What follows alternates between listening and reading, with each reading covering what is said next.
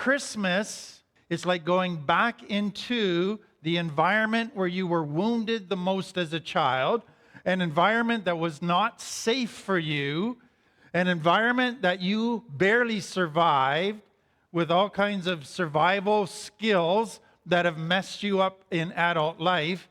And so now what's happening in Christmas is you're putting yourself back in a situation that in the past has been a very hurtful, dangerous, not safe environment, and it takes you right back into survival mode. Have you been on a journey of healing from complex trauma and worry that you may have affected your children? Developed with Tim Fletcher's teachings, our Align with Your Child course helps you understand your own challenges, needs, and emotions so you can better support your child. Take the first step toward realigning with your child and healing from complex trauma together. Use coupon code I'm Ready to access your first module for free. I want to talk about Christmas because what I have seen over the years is that most addicts don't like Christmas. Most people coming out of more severe complex trauma don't like Christmas. Christmas is not a happy time of year for them. Christmas is a very frustrating, difficult, painful time for them. So let me just give you, in case you needed help, let me give you some of the reasons why people don't like Christmas. The first one is just getting together with your family is not a happy thing. There's drinking. There's a lot of shots that are taken that are hurtful. There's people getting angry, fighting. There's tension that you feel. And then you got to put up with all the different family members that like to push buttons and try to get everybody wound up. And so for many people, that is just a day of tension, a day of frustration. And then for many, on top of that, is being with family and seeing them all act nicey-nicey and kissy-kissy with each other. It's just so phony. It just pushes your buttons and drives you crazy.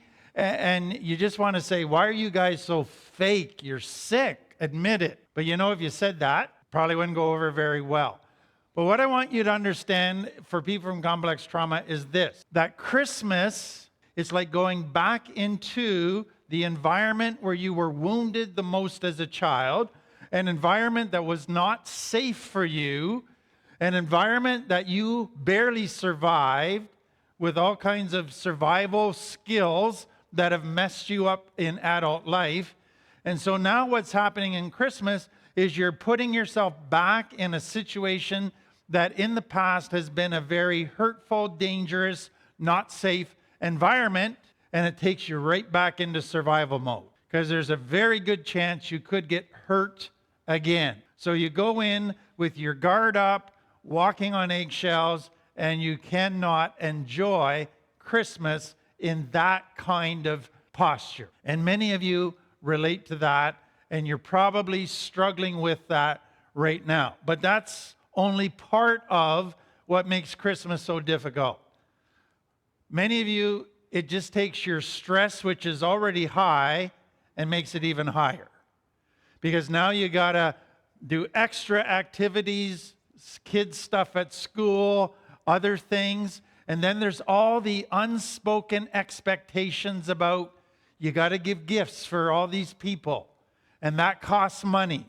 Or you got to visit and drop in and see us. Or you got to let others drop in and see you. And that just adds to your stress big time. And if you're on a fixed income, the money thing really becomes a source of worry and anxiety. For some of you, Christmas makes you feel how lonely you are, that you don't have a loving family, that you can go and just be loved and share love and share happy memories. You don't have a partner. And so Christmas just puts in glaring lights, I am all alone. And that is very difficult. And then I think for some of you, especially if you are on EIA, social assistance, you see what parents are buying their kids and you can't afford to buy your kids those kind of gifts. And you start feeling guilty. because you know your kids are going to be probably disappointed in the gifts that you give them. And so that really works away at you, and you feel a lot of guilt. And then some of you overspend in order to try to give your kids better gifts. And then you feel guilty that now you're in greater debt and you blew your budget, etc., etc. And then if that's not enough, for many of you, Christmas has tons of triggers. From the partying type of atmosphere that has been part of your past, to different things that you see around the city, to family, etc., etc. Many addicts will relapse this Christmas season, and if you look at their relapse, it's because they didn't have good boundaries. And its boundaries are a definite part of why they relapsed. On top of that, what I would say to you is this: you need boundaries at Christmas, not just so you don't relapse, but you also need boundaries so that you can begin to have a meaningful Christmas with your children. And so an improved Christmas for you will require some boundaries. Now, what that then means is this: you're not going to have an improved Christmas unless you say no to some people. And unless you have some people not happy with you, and you're doing things differently this year, and they don't like that. So you can't have a better Christmas unless you set boundaries, and you can't set boundaries unless you say yes to some, but that means no to others.